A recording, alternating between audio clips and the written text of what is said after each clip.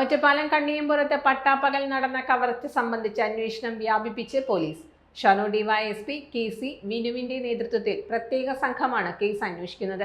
Kanniyampuram Killikkavu road പൊയിലത്ത് Variyath അനിൽകുമാറിന്റെ പൂട്ടിയിട്ടിരുന്ന വീട് കുത്തി തുറന്ന് 8 പവൻ സ്വർണമാണ് കഴിഞ്ഞ ദിവസം പകൽ കവർന്നിരുന്നത്.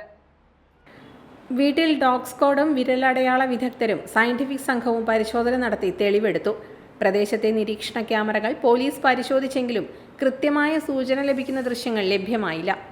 അനിൽകുമാറും ഭാര്യ ദിവ്യയും വീടിന് സമീപത്തെ ഇവരുടെ സ്ഥാപനത്തിലേക്കും മകൾ സ്കൂളിലേക്കും പോയ ഘട്ടത്തിലായിരുന്നു കവർച്ച.